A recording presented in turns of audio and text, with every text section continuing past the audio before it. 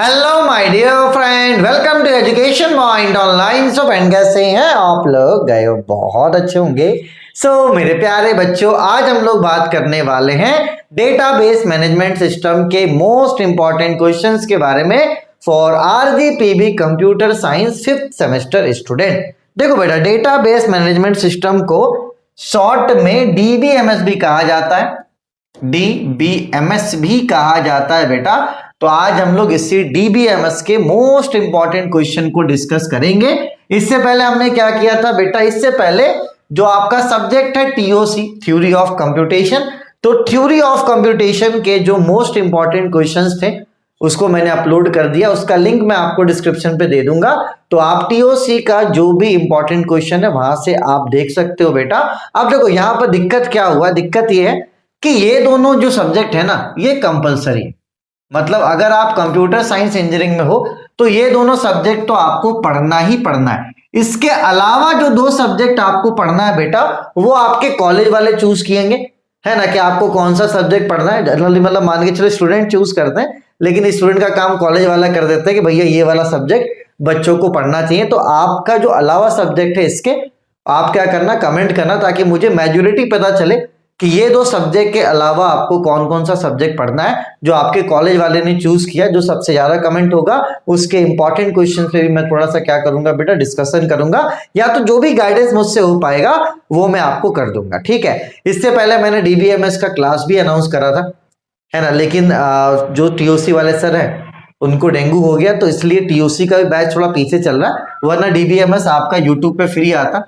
लेकिन बच्चे भी तो वैसे ही है ना, जैसे कि वहां पे फिर वीडियो नहीं आया तो बच्चों ने कमेंट ही नहीं करा कि सर आप लाओ लाओ लाओ। अभी जैसे डेट आया तो बच्चे कमेंट करने लगे, तो ऐसे नहीं होता बेटा। थोड़ा आप भी अगर एक्टिव रहते, आप भी थोड़ा कमेंट करते तो मुझे भी लगता कि नहीं नीड है, लेकिन एग्जाम के टाइम पे भैया कमेंट करते तो हम उस समय फंस जाते हैं, ठीक है। चलिए, बिल्कुल भी परेशान नहीं होना, यहाँ पर मैं आपको इंपॉर्टेंट क्वेश्चन बता दे रहा हूँ, ठीक है। इसके अलावा जो आपके सब्जेक्ट है उसको आप जरूर कमेंट करना। जो आपका कॉमन सब्जेक्ट होगा, जो सबसे ज्यादा होगा, उसको मैं यहाँ पे डिस्कस कर दूंगा। तो परेशान आपको नहीं होना है, क्योंकि भैया अब आप हो गए हो सीनियर, ठीक है। चलिए, अब यहां पर भी एक बात आप समझ लो, खास करके डीबीएमएस के बारे में मैं कहूंगा। डीबीएमएस के लिए देखो, आपको मैं दो ऑप्शन दे रहा हूं। ऑप्शन 1, या तो आप 3 यूनिट कोई भी पढ़ लो, एनी 3 यूनिट आपको पढ़ लेना, एनी 3 यूनिट, कोई भी 3 यूनिट आप पढ़ लो, आपका डीबीएमएस का काम बन जाएगा, ठीक है। और अगर आप कोई 3 यूनिट नहीं पढ़ना चाहते हो तो आपके पास एक दूसरा ऑप्शन है, ऑप्शन नंबर 2, कि आप जितने भी इंपॉर्टेंट क्वेश्चन है, ऑल आईएमपी क्वेश्चन, वो आप पढ़कर जाओगे, ठीक है। कोई नया ऑप्शन प्लीज मत क्रिएट करना यार, कि पता चला आपने यूनिट 1, 2, 3 का इंपॉर्टेंट क्वेश्चन पढ़ लिया, या तो कोई 2, 4, 5 का इंपॉर्टेंट क्वेश्चन कर लिया, ऐसा मत करना। या तो आप कोई भी 3 यूनिट पढ़ लो कंप्लीट, वो भी समझो आपका काम अच्छे से बन जाएगा, ठीक है। और अगर आप ऐसा नहीं करना चाहते हो तो जो मैं इंपॉर्टेंट क्वेश्चन आपको दे रहा हूं, ठीक है, उसको आप कर लोगे तो आपका काम बन जाएगा। वैसे थ्योरेटिकल सब्जेक्ट है, बाकी जहां पे ग्राफ वगैरह है, इसका जो फिगर वगैरह है, अच्छे से बड़ा बड़ा बनाना, आराम से पास हो जाओगे। तो फंसने वाला सब्जेक्ट नहीं है, परेशान आपको नहीं होना है। आराम से चैट जीटीपी का यूज करो, आप गूगल का यूज करो, ठीक है। जो आंसर है बेटा उसको पॉइंट वाइज खुद से लिख लो नोट्स में, ताकि आपको रिवीजन करने में कम समय लगे। कभी कभी क्या करते हैं बच्चे, पूरा कहानी बना देते हैं कि ये लो कहानी भैया ये।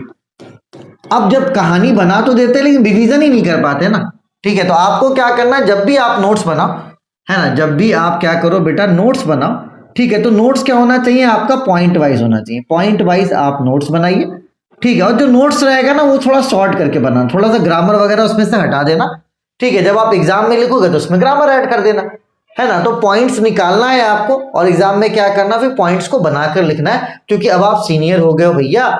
इन छोटे मोटे एग्जाम्स के चक्कर में फंस के रहोगे तो अभी प्लेसमेंट वगैरह की भी तैयारी आपको करनी है, तो अब थोड़ा सा तो आपको अपना ब्रेन यूज करना पड़ेगा।